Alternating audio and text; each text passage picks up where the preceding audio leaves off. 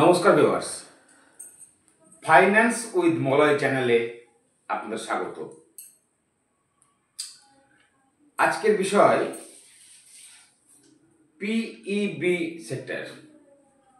এই সেক্টরটি এখন খুব বাজিং, সকলে এই সেক্টরটির প্রতি বুলিশ। আসলে দেখুন, যখন কোনো সেক্টরে টেল উইন্ড আসবে, টেল উইন্ড মানে ভালো সময়, সেই সময়টি কিন্তু 1 বছর 2 বছর এমনকি 5-7 বছর পর্যন্ত চলতে পারে। তো নেক্সট সেক্টর পিইবি। পিইবি মানে হচ্ছে প্রি ইঞ্জিনিয়ার্ড বিল্ডিং সেক্টর। মানে ধরুন কোনো আপনি বিল্ডিং বানাবেন, তো সেটার কোনো স্ট্রাকচারটি আগে কোথাও না কোথাও কোনো ফ্যাক্টরিতে তৈরি হবে, তৈরি করে এনে আপনার ওই শিডিউল্ড জায়গাতে ওটাকে ইনস্টল করা হবে। বিশেষ করে ওয়্যার হাউস, হসপিটালস, বিভিন্ন কোম্পানির ক্ষেত্রে এগুলো খুব হয়। তো সেই সেক্টর থেকেই একটি stock, Satlokhar synergy and EC global. Satlokhar synergy and EC global, এই স্টকটি আমার কিন্তু খুব ভালো লাগে। কেন ভালো লাগে বা কেন ভালো লাগছে প্রথমেই বলি, এই ভিডিওটি সম্পূর্ণরূপে শিক্ষামূলক। এটি মোটেও কোনো বাই, সেল বা হোল্ডের রিকমেন্ডেশন নয়। যদি আমার শুনে, পর্যালোচনা শুনে আপনার ইনভেস্ট করার ইচ্ছে হয়, আপনি ভালো করে পড়ে নেবেন, তারপর সিদ্ধান্ত নেবেন, অথবা আপনার ফাইন্যান্সিয়াল অ্যাডভাইজারের পরামর্শ নেবেন। আমি এই স্টকটিতে ইনভেস্ট করছি এবং রেগুলার বিট বাই বিট আমি আমার পজিশন কিন্তু বাড়াচ্ছি। সুতরাং যেহেতু আমার পজিশন আছে, আমি যে কোনো মুহূর্তে বেরিয়ে যেতে পারি, আরও অ্যাড করতে পারি। সুতরাং আমার সিদ্ধান্ত অনুযায়ী সিদ্ধান্ত নেবেন না। আপনারা ভালো করে পড়ুন, বুঝুন, আমার অ্যানালাইসিসের সঙ্গে সিনক্রোনাইজ করার চেষ্টা করুন, তারপর সিদ্ধান্ত নেন। ঠিক আছে? তো এই স্টকটি 2013 সালে প্রতিষ্ঠিত হয়। এর কাজটা হচ্ছে এরা মূলত যে কোম্পানি, যে সংস্থার হয়ে কাজ করে, তাদের সঙ্গে প্রথমে আলোচনা করে তারা কী ধরনের জিনিস চাইছে, কী কী জিনিস চাইছে। তারা আবার অ্যাডভাইসও দেয় যে এইটা করলে ভালো হবে। দুজনের সঙ্গে, যার হয়ে কাজ করে তার সঙ্গে আলোচনা করে একটা নির্দিষ্ট ফ্রেম তৈরি করার পর, প্ল্যান তৈরি করার পর সেই প্ল্যানে কাজ করে।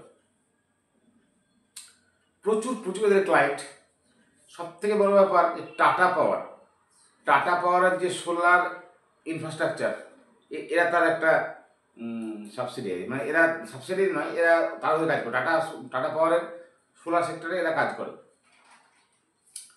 আপনি বাড়ি বলুন, হসপিটাল, কোনো ওয়্যার হাউস, কোনো কোম্পানি সেট আপ, তারপরে আপনি কোনো ইনস্টিটিউশনস, কোনো হোটেলস, যে কোনো বিল্ডিং তৈরির ক্ষেত্রে, পিইবি তৈরির ক্ষেত্রে এরা সব জায়গায় কাজ করে। এদের মূলত কাজ, এরা সাউথ ইন্ডিয়া বেসড একটা কোম্পানি। এদের মূলত কাজ তামিলনাড়ু, কর্ণাটক, ইউপিতে হলেও এরা তামিলনাড়ু, অন্ধ্রপ্রদেশ, কর্ণাটক, তেলেঙ্গানা, ওয়েস্ট বেঙ্গল, ইউপি, গুজরাট, উড়িষ্যা এবং পুনেতেও কাজ করে। এবার এখানে কিছু বিষয় একটু মন দিয়ে শুনবেন। এই কোম্পানিটিকে ভালো লাগার কারণ হচ্ছে এই কোম্পানির কাজের 98.6, প্রায় 97%, 98.6 মানে প্রায় 99% কাজে কিন্তু গভর্নমেন্ট, সরকার, পাবলিক সেক্টরের। গভর্নমেন্ট সেক্টর হলে আমার একটু মনে একটু সমস্যা থাকে।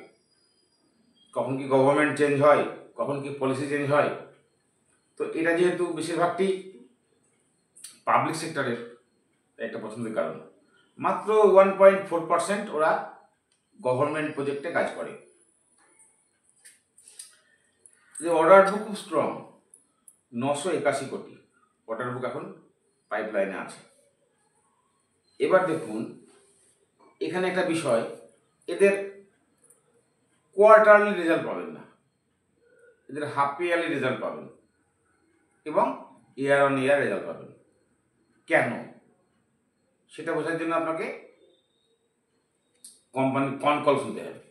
তো বলি, এদের ক্লায়েন্ট প্রচুর ক্লায়েন্ট, গোদরেজ এদের ক্লায়েন্ট, টাটা তো ক্লায়েন্ট বটেই, তারপরে আপনার ধরুন রিলায়েন্স এদের ক্লায়েন্ট, রিলায়েন্সের একটা কাজ তাদের এখন অনগোয়িং চলছে। তাছাড়াও ম্যাক্স হেলথের এরা কাজ করে। এরা মানে এদের ক্লায়েন্ট সংখ্যা প্রচুর। এরা হোটেল হায়াতের হয়েও কাজ করে। হোটেল হায়াত একটা নামি ব্র্যান্ড, অনেক নামি দামি ব্র্যান্ডের সঙ্গে এবং অনেক পাবলিক পার্সোনাল সব কাজ এরা করে থাকে। এরা কি বলছে, এদেরকে বলা হয়েছিল, কনক্লেভ জিজ্ঞাসা করা হয়েছিল যে আপনারা কোয়ার্টারলি রেজাল্ট দেন না কেন। তো কোম্পানির কথা অনুযায়ী এদের কথা হচ্ছে যে আমাদের এই যে প্রজেক্টগুলো আমরা হাতে নিই সেইগুলো আমাদের কমপ্লিট হতে লাগে প্রায় 7 মাস থেকে 12 মাস।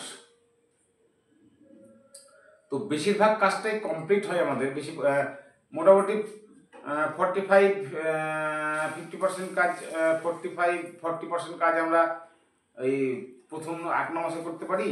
মানে কমপ্লিট আমাদের কাজটা বেশিরভাগটাই কমপ্লিট হয় কিন্তু লাস্ট কোয়ার্টারে গিয়ে, মানে ওই 4th কোয়ার্টার, মানে আপনার জানুয়ারি, ফেব্রুয়ারি, মার্চ, এই কোয়ার্টারে গিয়ে আমরা আমাদের বেশিরভাগ কাজটাই হয় আমাদের সরি ফাইন্যান্সিয়াল হেলথটি ওই লাস্ট কোয়ার্টারে বুঝতে পারবেন।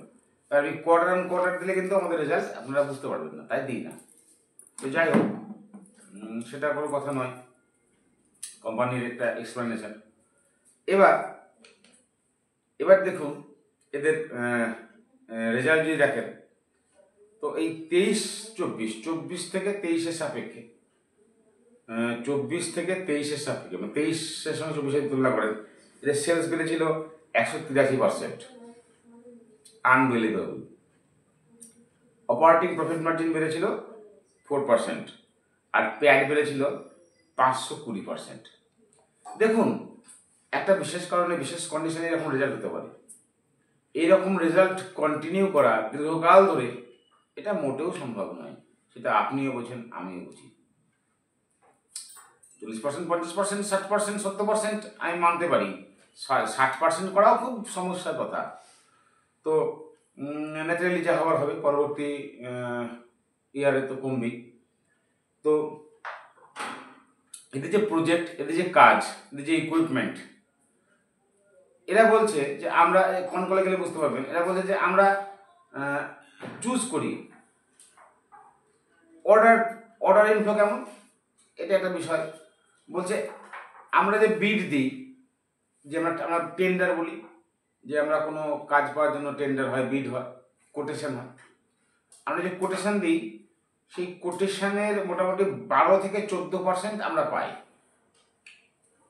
কেন 30%, 40%, 50% পাই না? তার কারণ হচ্ছে আমরা দাম বা কাজের সঙ্গে কোনো কম্প্রোমাইজ করি না। আমরা আমাদের যেটুকু দরকার সেটুকু আমরা নেব, কম দামে কাজ করতে আমরা রাজি নই, এবং কাজটি এমন করে করব যাতে আমাদের কোনো ক্লায়েন্টকে অন্য ক্লায়েন্ট ক্যাপচার করতে না পারে। মানে আমাদের সঙ্গে যে ক্লায়েন্ট কাজ করবে সে ক্লায়েন্ট যেন আমাদেরকে ছাড়ার আগে দুবার ভাবে। তো আমরা সেরকম বুঝে শুনে কাজ করি এবং আমরা একটা কম্প্যাক্ট কমপ্লিট কাজ করি। তো সেই জন্য আমাদের বিড সাকসেস রেটটা কম, আমাদের কোয়ালিটির সঙ্গে কম্প্রোমাইজ করতে রাজি নই, এটা কোম্পানির কথা। তো বলছে আমরা প্রায় 7,000 কোটির বিড দিয়েছি, সেখান থেকে যদি বেয়ার মিনিমাম 10%ও পাই, তাহলেও কিন্তু 7,000 কোটির 10% মানে 700 কোটির অর্ডার বুক আমাদের গ্যারেন্টেড। সেটা 800 কোটি, 900 কোটি হতে পারে। এখন অ্যাট প্রেজেন্ট কোম্পানির অর্ডার বুকের পরিমাণ 981 কোটি, এবং এদের একটা অনগোয়িং প্রজেক্ট চলছে রিলায়েন্সের। এরা সোলার সিস্টেম বানাবেন, সোলার স্ট্রাকচার বানাবে, হসপিটাল বানাবেন, প্রি ইঞ্জিনিয়ার বিল্ডিং বানাবে, মানে এরা যে কোনো কনস্ট্রাকশন সেটা বানায়। তো এই কোম্পানি এবার যদি আপনি 24-25 সালকে 24 সালের তুলনা করেন তো দেখবেন এবার এবার ওদের গ্রোথটা নর্মালে এসছে। তো কি করেছিল বলি, এদের যে ডিমান্ডের জন্য যে ইকুইপমেন্ট বা ওয়ার্কিং ক্যাপিটাল দরকার তার জন্য ওরা 24 সালে আইপিও নিয়ে এসেছিল, শুধু এই ওয়ার্কিং ক্যাপিটাল বাড়ানোর জন্য আর এই মানে ইকুইপমেন্ট বা টেকনোলজি বাড়ানোর জন্য। তো সেটার প্রভাব দেখতে পাবো আমরা 25 সালে। দেখবো সেলস বেড়েছে 61%, একদম ঠিকঠাক। অপারেটিং প্রফিট মার্জিন বেড়েছিল ওই একই ছিল, অপারেটিং প্রফিট মার্জিন এক ছিল, স্টেবল ছিল, এবং প্যাটের গ্রোথ ছিল, প্যাট মার্জিন ছিল 65%। আগে তো 520%, ওরা তো অস্বাভাবিক। এবার দেখুন আপনি 61% সেলস গ্রোথ আর প্যাট গ্রোথ প্রফিট আফটার ট্যাক্স হচ্ছে গ্রোথ হচ্ছে 65% প্লাস। তার মানে কি অপারেটিং লিভারেজ আছে কম বেশি। এবং এই কোম্পানিটির এত ওরা প্রেসাইজড কাজ করে এবং এত নিখুঁত কাজ করে, এবং অল ওভার ওয়ার্ল্ড যারা আসে তারা কিন্তু এই কোম্পানির ভক্ত হয়ে যায় কোম্পানির কথা অনুযায়ী, এবং রেজাল্টে তার প্রতিফলন পাচ্ছি। খুব ছোট্ট সামান্য অল্প স্মল ক্যাপ ছোট্ট কোম্পানি, মাইক্রো বলতে পারে। হ্যাঁ, এর আপনি পিই দেখুন, আরওই দেখুন, দুর্ধর্ষ ভ্যালুয়েশনের দুর্ধর্ষ। আমি পজিশন বানাচ্ছি মানে আপনারাও বানাবেন। মিস্টার চক্রবর্তী বলেছিলেন যে চার্টে গিয়ে আপনি এটা বানিয়ে দেখুন। তো চার্টে গিয়ে আমি কখন পজিশন বানাই, আমি চার্টের কি দেখি পজিশন বানানোর সময়, আমি একটা চার্টের স্ট্রাকচার বলেছিলাম, আমি চার্টে কি দেখি এই নিয়ে আগামী দিনে একটি ভিডিও আমি করব। কি দেখলে ভালো ফান্ডামেন্টালস কোম্পানির চার্টে কি দেখলে আপনি ইনভেস্ট করবেন। দেখুন আমি পারবো, আমার এতদিনের যে অভিজ্ঞতা মার্কেটে দেখে দেখে আসছি আমি, আপনি হয়তো অতটা পারবেন না, বা পারলে পরেও আপনি কনফিডেন্স পাবেন না। আমার কনফিডেন্স আমার মতো, আপনার কনফিডেন্স আপনার মতো। আগে দেখুন, বুঝুন, আরও পড়ুন, নিজের কনফিডেন্স বৃদ্ধি করুন, তারপরে ইনভেস্ট করুন, ধীরে ধীরে শিখুন। আশা করি এই সম্বন্ধে আমি আপনাদেরকে একটু হলেও কিছু উপকার করতে পারবো এই কোম্পানি অ্যানালাইসিসে। যদি আপনার অ্যানালিসিসটি ভালো লাগে দয়া করে সঙ্গে থাকবেন। নমস্কার।